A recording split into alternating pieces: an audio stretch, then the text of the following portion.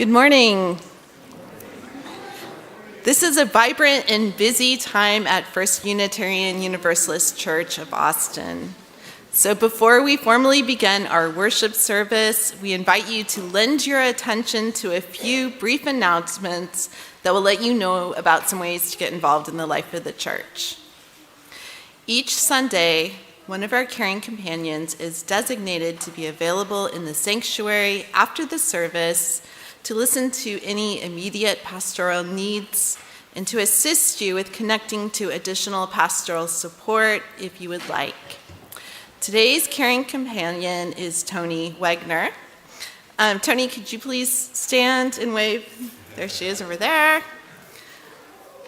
And thank you so much for your service and for being the caring companion today.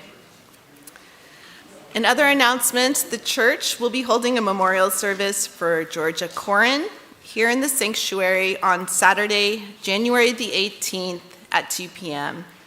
The family would like to request that attendees wear colorful clothing in order to honor the colorful person that Georgia was.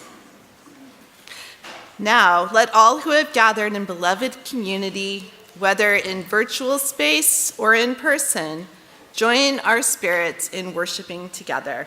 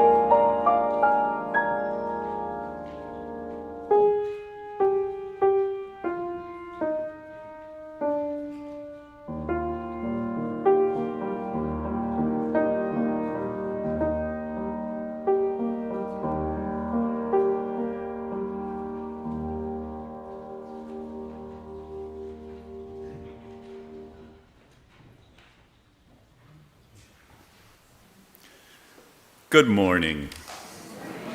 Whether you're joining us online or here in the church, welcome to First Unitarian Universalist Church of Austin.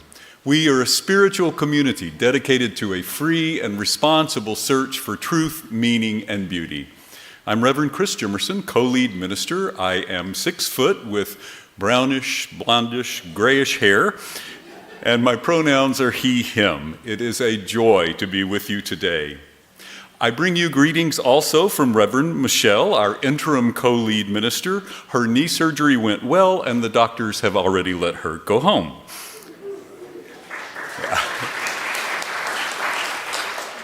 I especially want to welcome you if you're new to the congregation. If you're joining us remotely, and if you can, please say hello in the comments and let us know from where you're watching the service. If you're here in person, please join us for the social hour after worship. Either way, we invite you to fill out our online visitor form. Just go to austinuu.org, click on worship up at the top, and then you'll see a link to the form. We would love for you to fill that out so we can get to know you just a little bit better. Our service today is on the stories we tell ourselves, and I will be sharing how a story I had told myself about when my spouse was on home hospice care has changed for me. Such stories can bring up strong emotions, and if this were to happen for you, know that Tony and I will be available to you after the service. We will also have playground time available after the story for all ages for anyone who would rather their children participate in that instead of staying for the sermon. Here, we welcome everyone and their stories, every beginning and path, every beautiful expression of human flowering, all pronouns, all the ways and ones we love, all abilities or disabilities, each and every one of you. You are welcome here. You belong here. And today I would like to introduce someone who I am thrilled to say belongs here. Our new manager of religious education, Sol Cornell.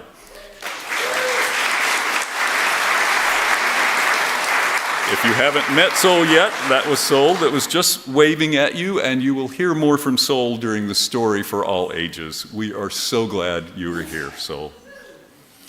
We come from a long tradition of sensing that a divine river of love flows through every person and that we, in turn, are its tributaries.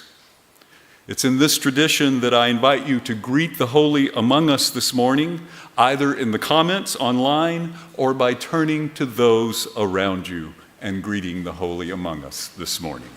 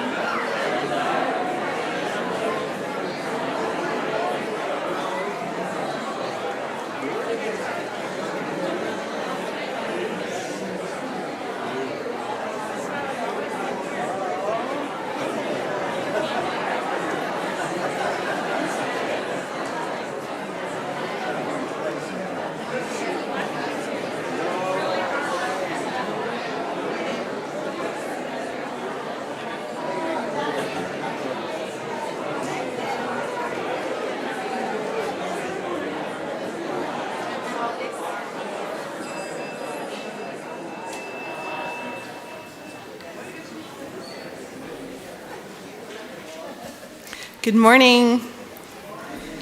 My name is Nancy Moan Barnard. I am a 49-year-old woman with olive skin and brown hair, and I'm wearing a rainbow sweater this morning. I am a member of your co-minister search team, and I am also your lay leader today. Now please join me in saying the words to light the chalice. This is the flame we hold in our hearts as we strive for justice for everyone. This is the light we shine upon systems of oppression until they are no more.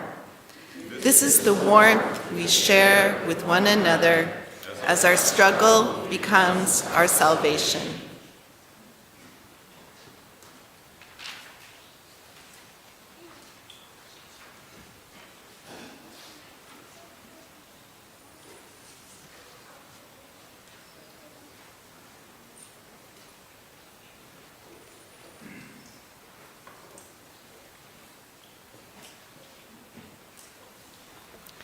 Our call to worship today is a poem by Mary Oliver.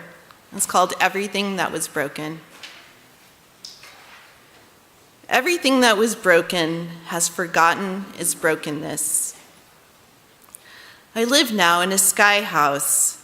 Through every window, the sun. Also, your presence, our touching, our stories, earthy and holy both. How can this be? But it is. Every day has something in it whose name is forever. And now please rise either in body or spirit, and let us sing together hymn number 347, Gather the Spirit.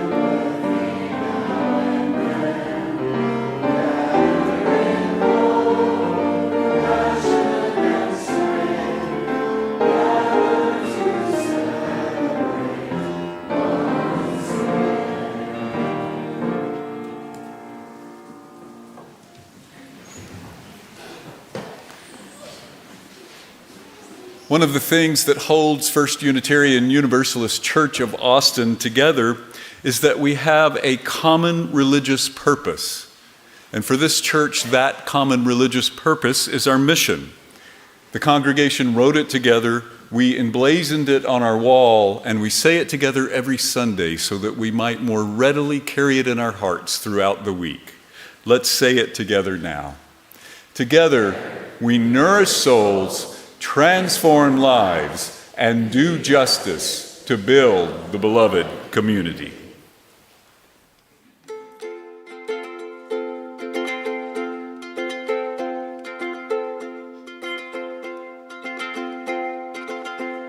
Well, high school seemed such a blur. I didn't have much interest in sports or school elections. In class, I dreamed all day about a rock and roll weekend. And the girl at the front of the room, so close yet so far, you know, she never seemed to notice that this silly schoolboy crush wasn't just pretend. Life goes by so fast, you only wanna do what you think is right. Close your eyes and it's past, story of my life.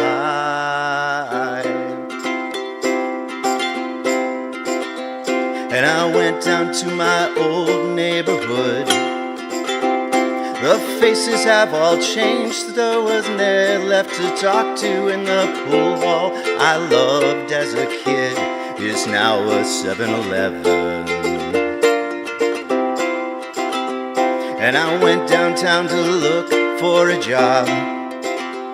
I had no training, no experience to speak of, and I looked at the holes in my jeans, then I turned it, headed back home. Life goes by so fast, only wanna do what you think is right. Close your eyes and it's past, story of my life. Story of my life, life.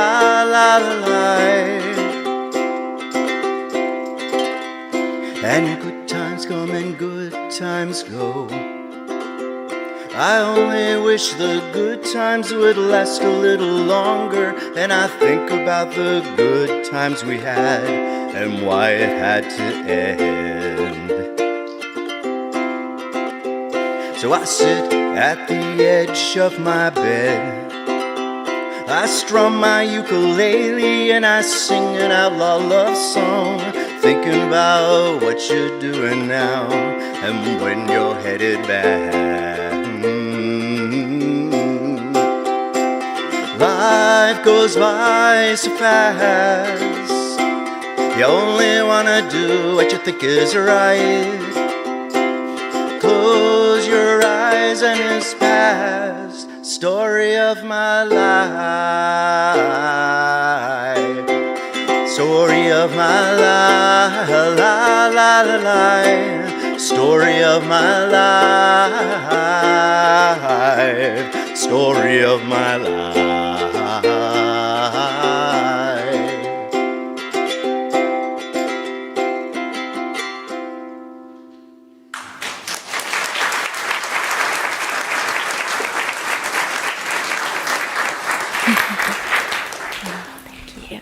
Hello, everyone. It is now time for the story for all ages. Anyone and everyone is welcome to join me up on stage. I'm going to grab my stool here. Thank you, Chris. Hello. Yes, come up. It's so nice to meet you and see you. Hello. Howdy. All right. You can call me Soul or Shanti. It is so nice to meet all of you. Today, I have a story called From the Stars in the Sky to the Fish in the Sea. It's a little bit about the story of who a person is. So, this is written by Cheng, Thom, and let's get started. Let's see. Hello. Oh, there's so many hello. All right. Once upon a time, in a little blue house on a hill on the edge of town, a baby was born. They were born when both the moon and the sun were in the sky, so the baby couldn't decide what to be, boy or girl, bird or fish, cat or rabbit, tree or star. So the baby looked a little bit like everything. They looked very strange. All the same, the baby's mother gave her child a bath and rocked them in her arms. "Your name," she said, "is Mulan," and she sang a song that her own mother had sung to her long ago. "Whatever you dream of, I believe you can be. From the stars in the sky to the fish in the sea, you can crawl like a crab or with feathers fly high. And I'll always be here, I'll be near standing by. And you know that I'll love you till the day that I die." And even though they still couldn't decide, the baby felt loved. Mulan grew up to be a strange, magical child who was always changing. They grew feathers and wings to fly with bluebirds in the mornings, scales and a tail to swim with fish in the afternoons, and fur and paws to play with puppies in the evenings. See all the different Mulans there are. All of them, a shapeshifter, yeah. All the different ways that they can be. One day, it was time for the child to go to school. They were so excited. They grew a tail of peacock feathers and a coat of tiger stripes. "Have fun," said Mulan's mother. But when they got to the school, the other students were either boys or girls. They had no feathers, no scales, no leaves, no fur, no fins, not even any sparkles. No one invited Mulan to play. One little boy ran up to the child and asked, "What are you supposed to be?" Mulan did not know how to answer. When they came home, their mother asked them how they'd liked school. "It's okay," said Mulan. "Did you make any friends?" "Not really," said Mulan. That night, Mulan's mother tucked them into bed and sang, "You can crawl like a crab and with feathers fly high, and I'll always be near, standing by. And you know that I'll love you till the day that I die." And Mulan felt loved, but also worried. The next day, Mulan wore no feathers, no scales, no leaves, no fur, no fins, no shells, no spines, not even any sparkles. Mulan was invited to play baseball with the boys. No one pointed, whispered, laughed, or stared, but when Mulan joined the little girls playing hopscotch, "Boys don't play hopscotch," said a little girl. "Are you a boy or a girl anyway?" asked a little boy.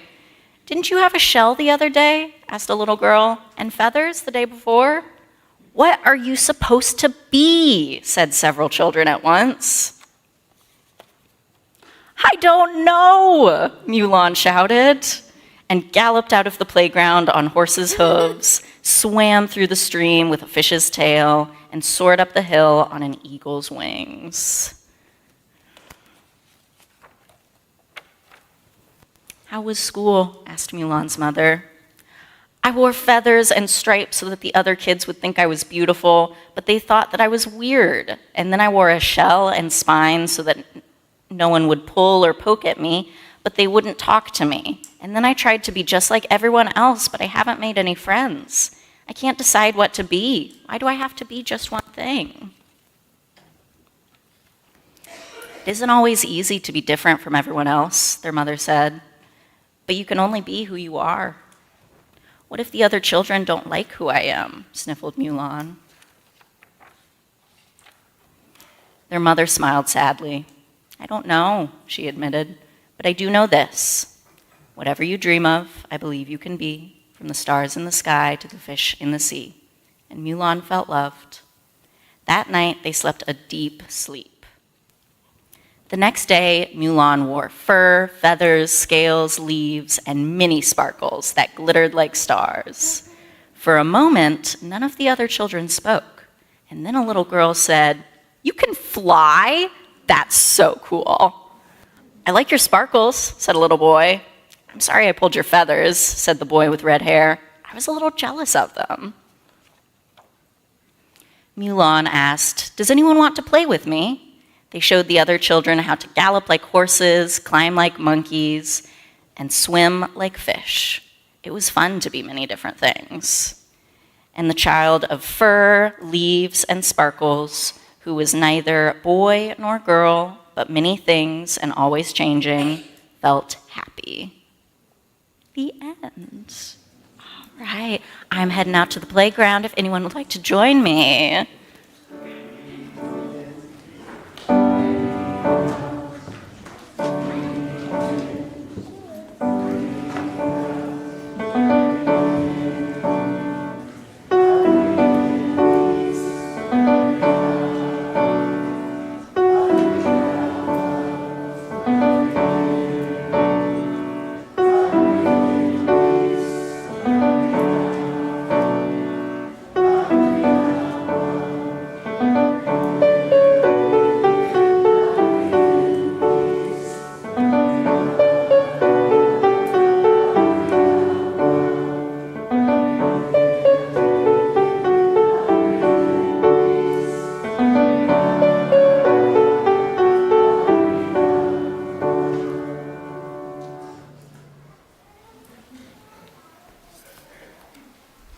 Each year, the members of First Unitarian Universalist Church of Austin select a group of nonprofits that are building the beloved community in our area.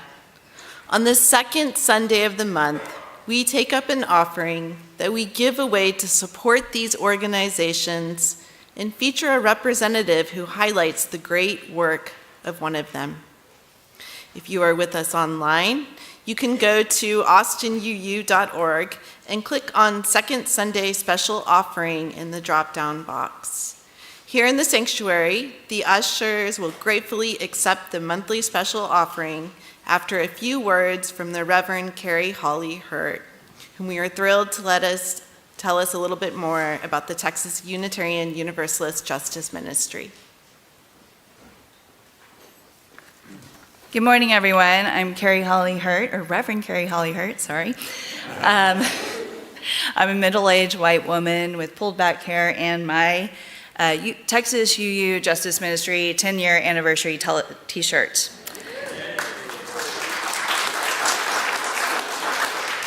If you're following along in your order of service, you know that I am not supposed to be up here, that Reverend Erin is supposed to be here. She's sick, and she is so sad to miss you all. And she sends her love. But I am deeply honored to be up here to tell you about the recipient of this month's special offering, your Texas Unitarian Universalist Justice Ministry. Y'all, I don't know if you know this, but things are not going so great in the great state of Texas. And matters are going to be made worse because the legislative session, starts on Tuesday. But we do not have to feel hopeless. We don't have to feel overwhelmed because we have a justice organization that has joined in coalition with like-hearted organizations and has provided us with many, many, many different ways of participating. From Action Hour, which is going to start back up on Thursday, to our Legislative Action Day, which is March 17th. This is an empowering and joyful event, and if you haven't come, I recommend you do it, and if you have come again. There's a youth caucus, and you get to meet UUs from all over the state. It's so much fun, and registration will open up this coming week. TexUGM does so much for us. It wouldn't be possible without the generous support of us, right? Without our money, without our donations, those long nights that the TexUGM staff pulls at the Capitol, those wouldn't be possible. The trainings that TexUGM gives us wouldn't be possible. But most importantly, we would not have a consolidated voice of justice speaking out with our values without TexUGM. So please watch this video and please give generously. Thank you. Hi, everyone. This is Reverend Erin Walter, proud to serve as the Minister and Executive Director of your Texas Unitarian Universalist Justice Ministry. That's the UU State Action Network for Texas. What does that mean? Why is that important? Well, we are the only organization of our kind, and I asked some of our volunteer leaders to tell you in their own words what that means. I'm Bruce Harris. I'm a board member of TextUgen, and we need TextUgen because it puts our faith into practice. My name's Karen. I'm a Texas UU Justice Ministry board member, and Texas UU JM is needed because it's really important that we, as people of faith, speak truth to power, especially in Texas, and that we do it from a value-driven lens. And it's also deeply important that the people of Texas understand that there are people of faith on their side. I'm Tim Gibson. I'm a board member of Texas Unitarian Universalist Justice Ministry. And Texas UU is needed because, as a state action network, it is in a unique position between the national UUA and local Texas congregations and partners to organize, lead actions, and be the amplified voice of our values at the state capitol and the world on matters that directly impact Texans. I'm Dale Story, board member of Texas Unitarian Universalist Justice Ministry, and we need Texas UU because it provides spiritual grounding and training, and it promotes our Unitarian Universalist values in the public square at the local, state, and national levels. My name is Sarah Burrell Harrop. I'm the intern minister for the Texas UU Justice Ministry, and we are so needed because hope is a verb, and Texas UU Justice Ministry provides a place where our community can gather to hope and to love and to dream as we bend Texas towards justice. There's no other organization like the Texas UU Justice Ministry, and the need for justice organizing in Texas is so high. So I thank all of our volunteer leaders, including the ones you heard from, and I thank all of our donors. We would love to hear from you about what your personal why might be for this work. You can find us on Facebook. You can find us at txuujm.org. And while you're there, won't you please become a sustaining giver, supporting this work on a regular basis that we can depend on so that we can grow our capacity and our strategies and make a greater impact together for a state that really needs us and really needs UU values in the public square. Thank you so much for being part of the Texas UU Justice Ministry. We'll see you soon in action.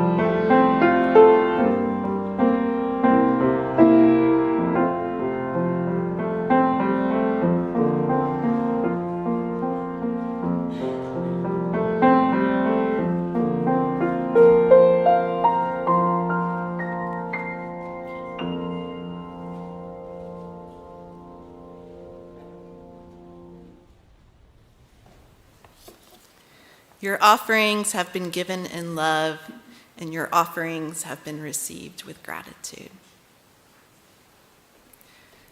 Today's reading was written by Ozan Varol, who is a rocket scientist and an author. It is entitled, How Invisible Stories Hold You Back. We all have stories that we live by that aren't fixed truths. They're just old scripts we've been following without realizing it. If you tell yourself travel is exhausting, you'll only notice the hassles, the delayed flights, the cramped seats, and you'll miss the little joys along the way. If you tell yourself you're awkward in social settings, you'll tense up before conversations even begin, missing moments that could have been easy and fun. The point isn't to force yourself to love every rainy day or magically turn into an extrovert. It's about creating space to question the stories you've been living by and experiment with something new. You're not committing to anything forever. You're just saying, what if? When you play with the stories you've been telling yourself, you realize they're just that. They're stories. And if you don't like the story, you can change the story.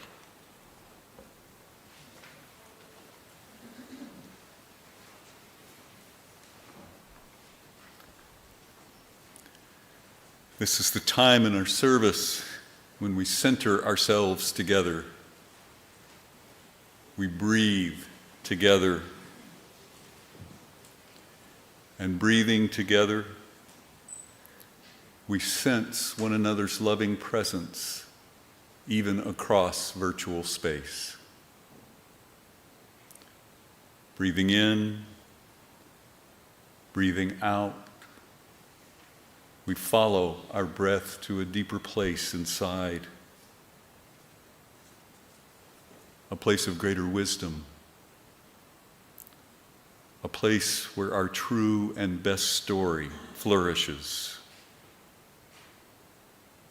where a divine river of love flows through us, pulling us toward our highest potential.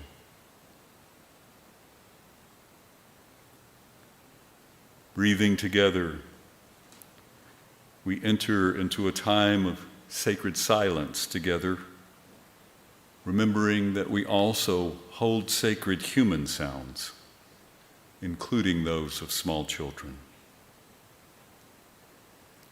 Let us now enter into the sacred silence together.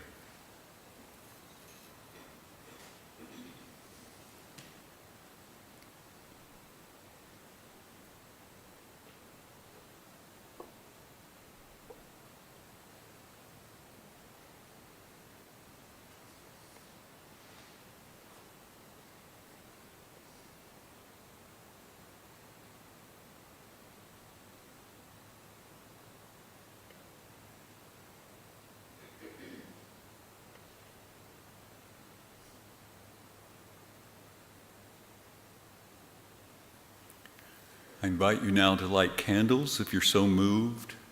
Candles representing sorrow, joy, hope, remembrance, resilience, whatever is on your heart at this time.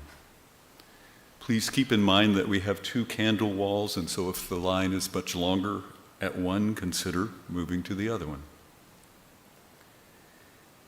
As we light candles, please hold in your heart the family and all of us who loved Scott Budke, whose memorial service we held yesterday, and Georgia Corin, whose service will be next Saturday.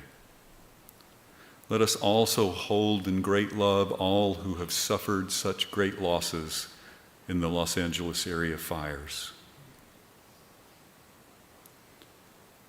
Now, we light candles in our windows as we hold our meditative spirit, and as our music comes to close, hold the meditative quiet.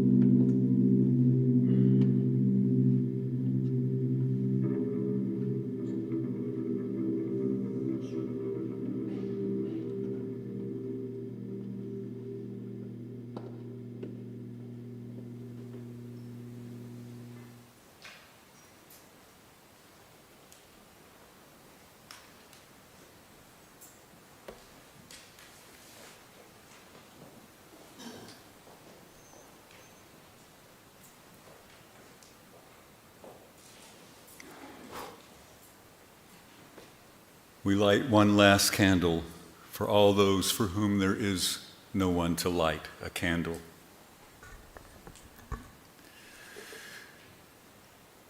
There's at least one story you tell yourself about yourself that isn't helpful, may even be harmful, and probably isn't even true. At least if you're like the vast majority of folks, that's the case. That's how the story goes. What title would you give your not helpful, maybe even harmful, probably fictional story? If you could change or reinterpret the story, what would you like the new title to be? I'll let you ponder all that as we explore the power that the stories we tell ourselves have over our lives, our emotions, behaviors, even our futures. A field called narrative psychology has found that we humans make meaning of our lives and our world. In essence, we construct ourselves, our very personalities and our perspectives on the world through creating these narratives. And what's fascinating is that we construct these self-stories with the structure of a novel. We give them chapters: birth, school, first love, etc. And we give them a beginning, middle, and end.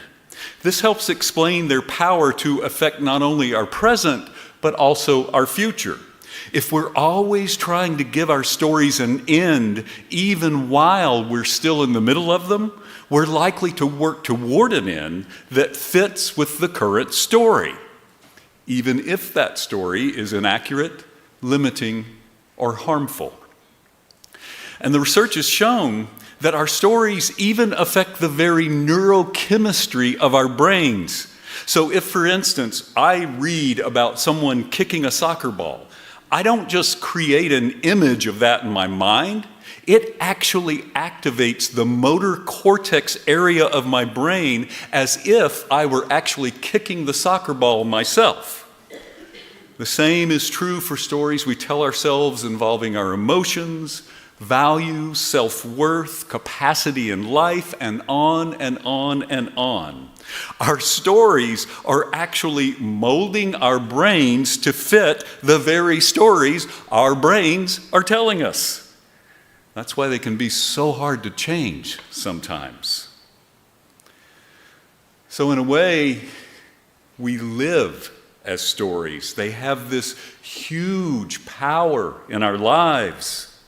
Even religion and spiritual practices are filled with ways of creating narrative metaphor that allows us to explore ultimate understandings that are sometimes inaccessible through everyday language and the current limits of scientific inquiry. Here is how one narrative psychologist puts it. Our lives and their pathways are not fixed in stone.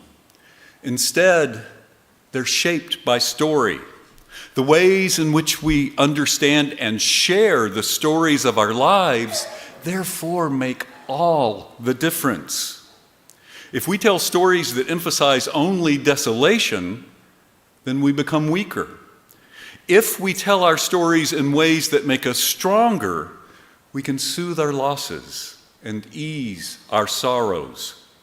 Learning how to re-envision the stories we tell ourselves can make an enormous difference in the way that we live our lives. And I would submit that this is not just psychological. It is also what spirituality is all about. As I mentioned earlier in the service, I'll share how this has played out very powerfully in my life recently. Again, what I share may bring up difficult circumstances and feelings. Tony and I are available after the service should you need to process something. I've written the story out in case I need the words to hang on to emotionally while I tell it. Many of you know that my spouse of over 30 years, Wayne, died last year after an extended period of time on home hospice. In his final days, Wayne's disease process resulted in some cognitive decline. He would get confused, and out of that confusion, the panic attacks that had plagued him when he was much younger, but that he had worked to resolve, began to come back sometimes. I ended up needing to manage his medical and hospice appointments, as well as his pain and other necessary medication, of which there were many on a large variety of different schedules. I would sit with him through the panic until it subsided. Eventually, his disease progressed to where he weakened and began to fall a lot. He was no longer strong enough to make it to the bathroom or to shower by himself, so I had to learn to lift him without injuring myself. I would help him with these basic necessities of life. And though we brought in some home care help so that I could continue to perform a few church function and take care of household needs like getting groceries, most afternoons and evenings they would leave as soon as I returned, and it would be just the two of us and our pups for the rest of the day and evening. I'd set alarms each night so that I could get up and give him his medications on schedule and put on his mask for the breathing treatment that opened his airways and helped him to respirate more easily. Eventually, Wayne declined to the point where he began to think about going into an institutional hospice setting called Christopher House, where he would receive the trained nursing care I couldn't provide and which couldn't be provided around the clock through home hospice. We set up an appointment with his hospice doctor for Tuesday, September 3 to discuss that. On the Friday before that, while I was making a run to the grocery store, he had a bad fall and couldn't get back up. I returned to find him that way. I got him back into bed and called for help from the hospice nurses who came right away. They helped me clean up everything where he had fallen, and they bandaged the wounds that I didn't have the knowledge to know how to tend. They told us, though, that there might be internal bleeding. Wayne opted to continue only pain management and palliative care. Soon, though, we discovered he was no longer able to swallow anything solid, so another hospice nurse came over and showed me how to grind up his medications, dissolve them in water, and then give them to him slowly by flowing the medicated water into his mouth from a syringe. She also had me increase his pain medication and his treatments for anxiety and panic attacks. The nurses offered to go ahead and move him to Christopher House, but Wayne panicked at the idea of not having me and his pups, and so he never went. The rest of that weekend is still kind of a blur in my memory. I remember having to pick him up and carry him several times. I remember getting up throughout the night to dissolve the medications and administer them to him and give him his breathing treatments. I remember home care workers coming a couple of times so I could take care of some duties here at the church or some household needs, and wondering whether I should leave at all, even though they were there. I can remember bringing him the phone several times because he wanted to talk to the hospice folks himself about his own care needs. That Sunday evening, he had another panic attack and they increased his meds even more. I remember getting up throughout the night and the early morning hours to check on him and give him his meds. Early Labor Day morning, Monday, September 2, I got up and put on the mask to start his breathing treatment and went upstairs to make a cup of coffee. When I came back to check on the breathing treatment, he had died.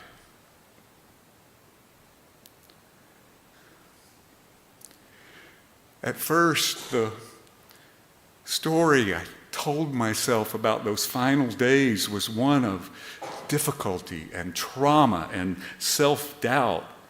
I wasn't trained to provide that level and kind of care, I told myself. Should I have been more insistent that he go to Christopher House? Did not going mean he went through more pain or discomfort? Should I have stayed with him even when home care was there? The moments of administering his drugs with that syringe or lifting him to go to the bathroom played over and over through my mind as a story of trauma. And caught in that story of trauma, at first, there was no way I could process my grief. With time and work, though, a lot of therapy, help from some wonderful professionals and friends, the God of my understanding, I was eventually able to recast the story to one that I think is not only more healthy, I think it is more true. Here's how I understand our story of those times now.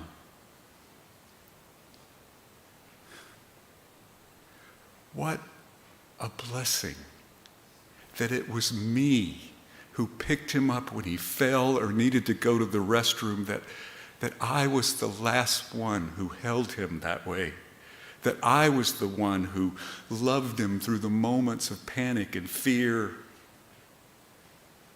What a holy act I got to engage in with him, giving him his medications through the syringe, that most intimate of acts of holding it to his lips.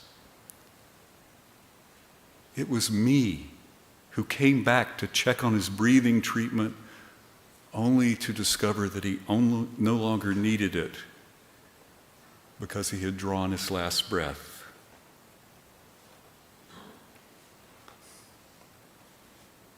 I didn't get a phone call telling me he was gone. I was there for that hallowed moment, and I am so grateful.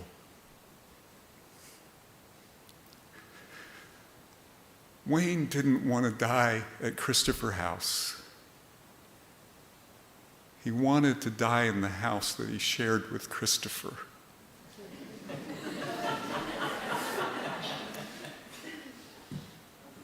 And he did. And so the story has moved from one of trauma and doubt to a story about sacred love that endures all and that is with me always and everywhere. My beloveds, we can rewrite, recast, reinterpret our self-stories. Now, I wanted to share some tips from narrative psychology about how we might go about doing all that, but my sermon got so long that I had to give you those handouts that you have on the pews. To summarize very briefly, though, when reviewing your self-story, unlike I just did, get on with it. Be willing to question it and test it with others. Journal about it. See if you can recast it as a story of ongoing redemption. Seeking counseling and treatment when the story is just too strong and won't let go is more than okay. I'll close with inviting you to, during the postlude or after the service, write down on the index cards we've given you the answers to the two questions with which we began. What title would you give an unhelpful, maybe even harmful, probably fictional self-story? If you could change or reinterpret that self-story, what would you like the new title to be? Then I encourage you to spend some time in the days to come on how you might rewrite the story from one of trauma to one that is holy. Or at least from drama to something wholly more heart-centered and life-fulfilling. Rewrite it. Then, go tell it on the mountain. Amen.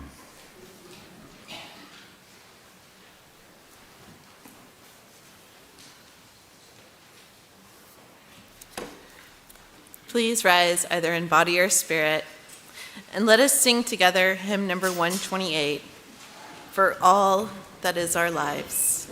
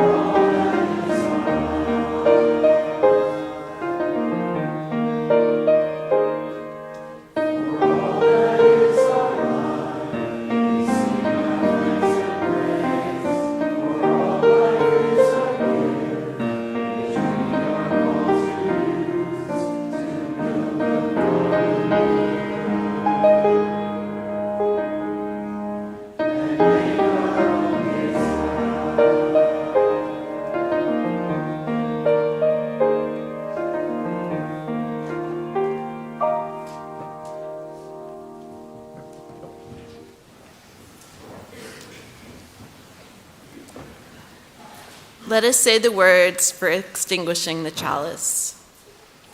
We extinguish this flame, but not the light of truth, the warmth of community, or the fire of commitment. These we hold in our hearts until we are together again.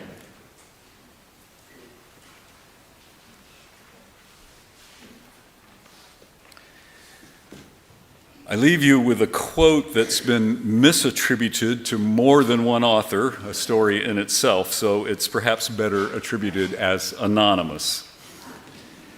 It goes like this. Fairy tales are true not because they tell us monsters exist, but because they tell us monsters can be vanquished. Amen. Blessed be. Go in peace.